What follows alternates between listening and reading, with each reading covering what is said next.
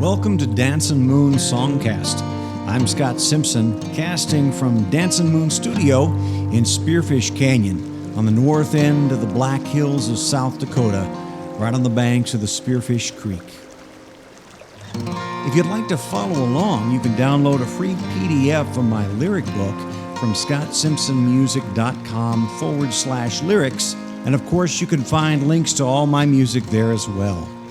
So let's get casting and find out what song we're going to talk about this time.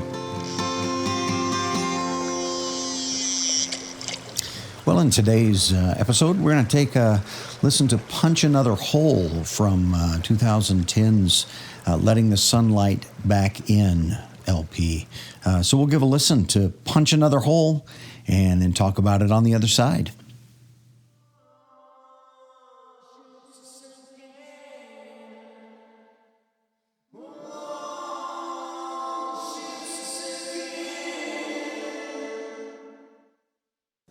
There's a hole in the bottom of the ocean.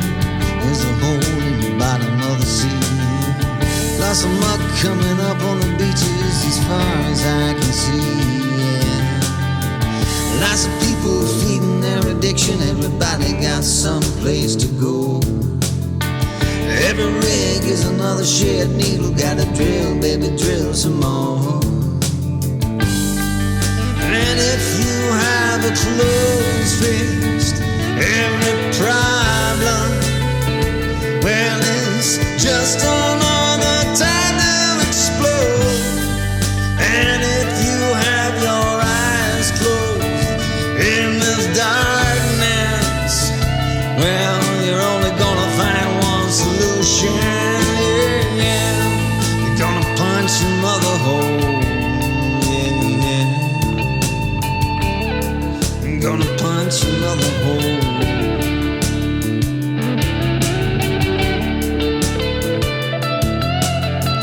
There's a hole in the bottom of my pocket. There's a hole in the market share. There's a bookie who'll take your bet anytime, anywhere, yeah. There's a sucker born every minute who's gonna mortgage off his soul. All it takes is a shiny shovel, gonna dig his own hole, yeah. And if you have a closed fist, every problem, well, it's just another time to explode. And if you have your eyes closed in this darkness, you're only gonna find one solution, yeah. Punch another hole. Punch another hole.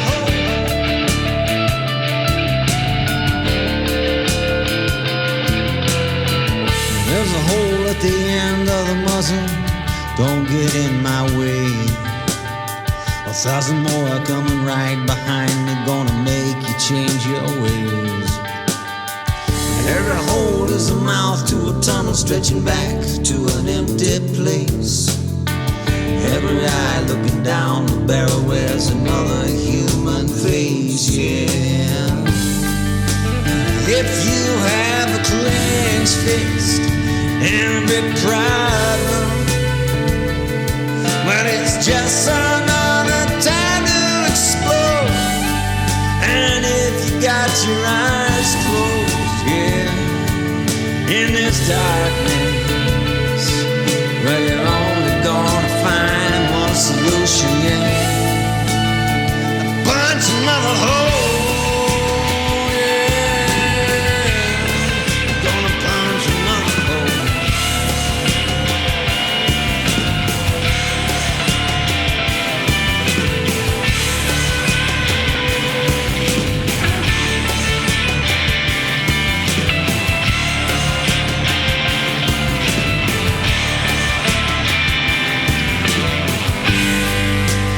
If you have a closed fist, every problem, well, it's just another time to explode. If you got your eyes closed in this dark, darkness,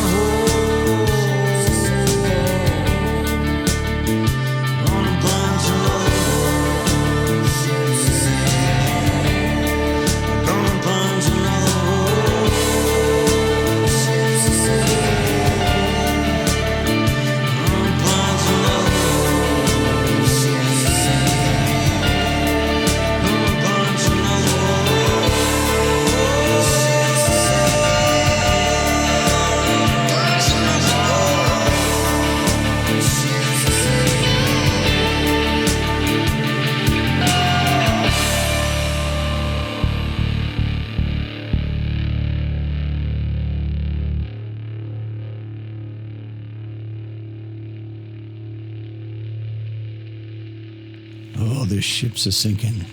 So that's Punch Another Hole, and we'll get into the lyrics here in just a little bit, and kind of what sparked the song, written back in 2010 when this album came out, and this album deals with a whole lot of political issues that were going on at the time, things that I was deeply concerned about. And I think there's some real resonance. One of the reasons I picked, I thought this would be a good one to go into is kind of things that are happening right now for us as well. So we'll get into that in a little bit. But I'd like to start with this phrase that begins the song. Oh, this ship's a sinking, and also ends it. We've got those kind of distant vocals there, multiples singing, oh, this ship's a sinking, oh, this ship's a sinking. So there's an old Jewish parable about a community of people who are traveling in a boat together. They're all in a wooden boat. And this guy, one of the guys in the boat, pulls out a kind of a drill, kind of a hand drill, and starts drilling a hole in the bottom of the boat right beneath where he's sitting. And the other people say, hey, whoa, what are you doing? What are you doing? Hang on, you're drilling holes in the boat. And he says, what's the matter to you? I'm drilling under my spot. I'm not drilling under your spot. So of course, the parable is about the fact that I don't get to do that. I don't get to say, this is my spot, and so what I do here doesn't have any impact on you, because at some level we're all in this boat together. And so what I do to my spot on this small and somewhat fragile planet affects everybody. We're all interconnected. That's the point of the parable. And so that begins the song and ends the song. Of course, what sparked this, if you recall, back in 2010, a couple of different things were going. A lot of things were going on actually back then. But one of the big things that I recall at that time that really sparked this song was the Deepwater Horizon disaster, the oil spill, the explosion that killed I think 17 and maybe more people. And then I recall watching. It felt like for months. I think it was just weeks. But watching the video underneath at the bottom of the Gulf, watching this hole spew oil into the Gulf of Mexico, barrels and barrels and hundreds of thousands of barrels of oil into the Gulf of Mexico. And the best scientists of the time trying to figure out how in the world we were going to stop it. It was like we're just gonna we've done it now. We've punched this hole. We're just gonna fill the ocean with oil and kill everything and kill ourselves. And so we were all watching this and worrying about it. And of course, eventually they did get it capped. But it was the worst, the largest oil spill ever to date, and just a horrific disaster in the Gulf and to all the coastline around there and to all the everything, and we're still measuring that. We're still measuring the damage, and we will be for many, many, many years. So that's what sparked the song, and this question about why do we do this violence? I guess that's the way I want to look at this. Why do we have violent, hole-punching solutions, both to our problems and to our needs?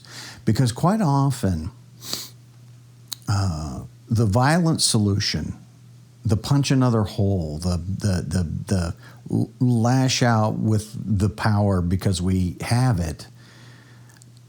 Quite often it solves something for us, but it creates much more problem than we had before.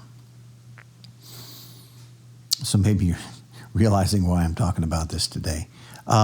Anyway, so we'll take a look at these. We'll take a look at these lyrics and go through this. And that's not the Deepwater Horizon is not the only thing that sparked this, but that and that parable, that Jewish parable that I think I had read around that time, really sparked with a kind of the seed for the growth of this song. So, okay, so we begin. Oh, this ship's a sinking. Oh, this ship's a sinking. There's a hole in the bottom of the ocean. There's a hole in the bottom of the sea. And of course, those two lines are kind of stolen. I don't know if you sang that little camp song. It's kind of a fun kids song.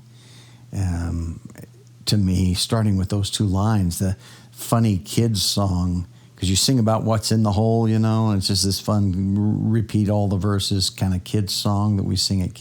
Yeah, well, this is not that. This is something horrific and disturbing. I mean, I couldn't take my eyes off the news feed of just pumping the oil into the Gulf. There's a hole at the bottom of the ocean. There's a hole in the bottom of the sea. Lots of muck coming up on the beaches as far as I can see. Yeah. Lots of people feeding their addictions. Everybody's got someplace to go. Every rig is another shared needle. Got to drill, baby, drill some more. Okay, so this first verse deals with, of course, our addiction to petroleum. What a great solution we saw that as. We find these giant pockets of basically ancient living things, organic matter that the sun had grown and embedded this wonderful rich energy in, and they've been buried for millions of years, and we find these pockets and suddenly we pump them up and we can do all kinds of stuff with them. The big problem being, of course, what that does, both in the destruction of getting at it, but also what it does in what the byproducts that are pumped into our environment. Okay, even when we're not spilling and making an accidental mess, just using the petroleum, what that does to our environment. But more than that, the addiction that we get to something to which we have limited supply. We don't have unlimited petroleum and coal. We don't have an unlimited oil. It will run out. What do we do when we have built, right at the moment, 7 billion human beings on the planet, very much addicted to having that petroleum? When it runs out, what do we do? And having the forethought to think about that. And of course, a little bit of my frustration, the folks around that time and earlier, whenever someone would say, "Hey, wait a minute, we got to stop. We got to think about this before we drill more up in the Arctic Circle," or all of this stuff. Yeah, no, drill, baby, drill, baby, drill. Let's drill. Just that idea. Let's just keep doing it because we can. Let's punch some more holes, get the good stuff out. Hey, don't worry about it. Okay, so the song is about solving the problems by punching another hole. By doing it, because we got the strength, the power to do it, we can just do it and get it. And who cares about the ramifications or the greater problem that we create? So we get to the chorus. And if you have a closed fist, every problem is just another time to explode. And if you have your eyes closed in this darkness, you're only going to find one solution. You're going to punch another hole. You're going to punch another hole. So this is about the posture of having your hands, your fists clenched. I'm ready to act out of anger, out of power. And my eyes are closed, so I'm not looking for other solutions. You get in my way, you're going to feel my wrath. That kind of attitude doesn't go very far in solving problems creatively. It goes a long way in creating problems, problems that we didn't have before. So we get to the next verse. There's a hole in the bottom of my pocket. There's a hole in my market share. There's a bookie who'll take your bet anytime, anywhere. There's a sucker born every minute, gonna mortgage off his soul. All it takes is a shiny shovel. He's gonna dig his own hole. Okay, so another form of violence, and that's the violence that can be, not always. I don't want to demonize money, but a lot of violence can be bound up in money. A lot of violence can be done through funding. A lot of violence can be stored up and just waiting. One of the things that comes to mind right now in our current, where we're just entering into an election year, and there's a lot of talk right now. We have on the Democrat side of things, we've got a whole lot of candidates who are running and trying to raise funds because that's what you do and that's what you have to do. And we've got right now at the moment 2 billionaires who just have deep pockets and they've just got tons of money, and they can move forward by virtue of the fact that they have the stuff, they have the money. Okay, so once again, you've got this potential with the inequity in the world. Those who have a lot can do a lot, and quite often do a lot of damage. Now, they could do a lot of good as well, but doing a lot of good with money has more to do with what was the song we used to sing in Sunday school? Love is something if you give it away. Doing a lot of good with money has to do with getting it where it needs to be, not just in my pocket. Now, the addictive part of this, of course, is if I do have a hole in my pocket, if there's a hole in my market share, if I'm losing stuff, I become desperate, I become angry, and I'm ready to punch a hole. I'm ready to figure out what desperate thing can I do to get the money back. And you see that. You see it at casinos. You see it in crazy investment. You see it with people trying to rip others off. Scrambling to get the money. So another form of violence, another form of punching holes is that having that money, or becoming desperate if the money is not there, if I'm losing, if my investments are not doing well. And those two things are tied together. I mean, I think it was Eisenhower who warned us about the military-industrial complex, that the big problem with the military buildup is that it is a huge economic benefit. And so we lose sight of what war is and what that violence is, because, my goodness, we got to have our fix. We've got a huge part of our economy dependent on military action, on military work. How could we give that up? We got to find a new war. We got to find somebody to go police, because we need that economic boost. Eisenhower warned us of that.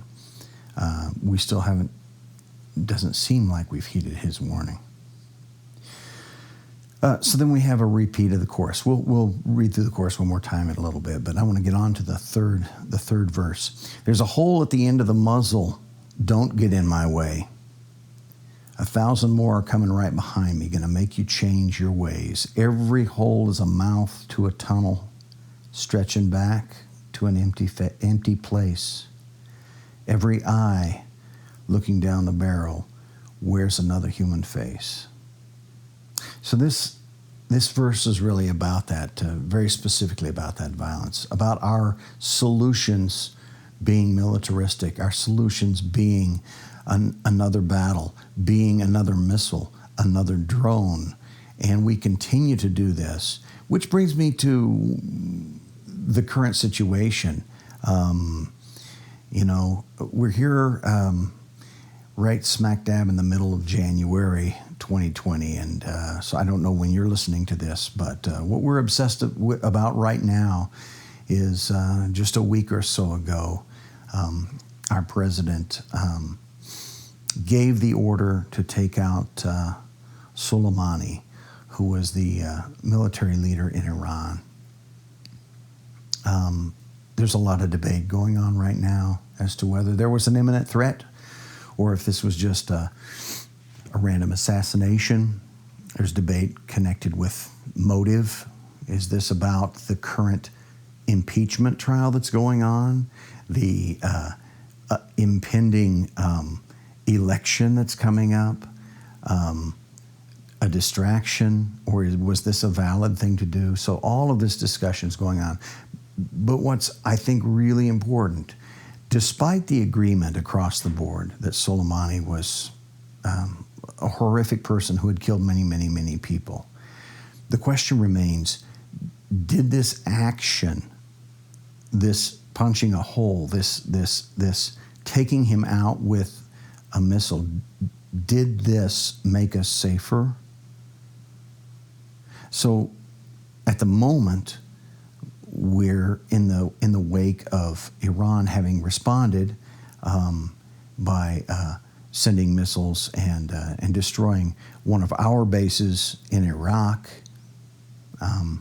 Fortunately, we had enough intelligence to not have any casualties there, but it looks as though Iran also potentially took down a Ukrainian passenger plane full of hundreds of civilians, many who were actually Iranian. In the wake and in the fear and in the fog of this fear, the fog of war, as some have called it, after Soleimani's assassination. So whether or not taking Soleimani out was a good thing, it has created a situation that led to the deaths of hundreds of civilians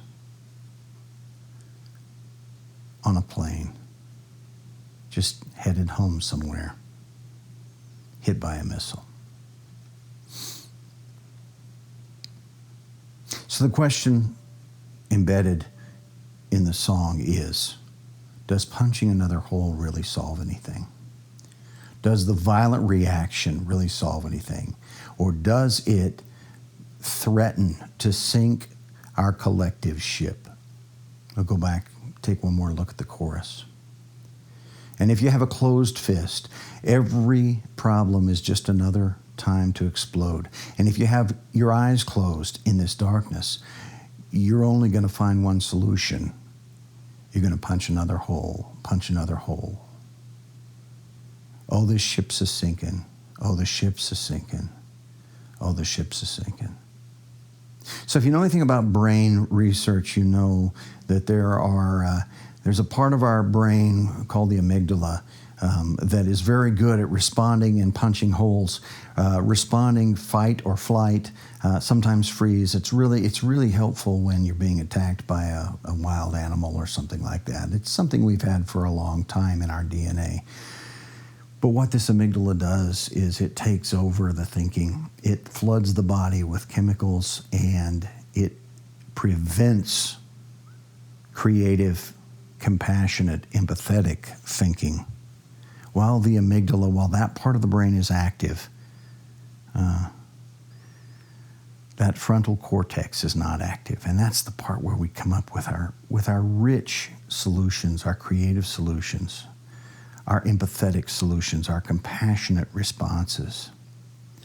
So as we practice punching holes, we actually practice not being compassionate, not being empathetic, and not thinking creatively, not finding rich, wonderful solutions that are beneficial to all of us. We simply practice putting holes in the bottom of the boat.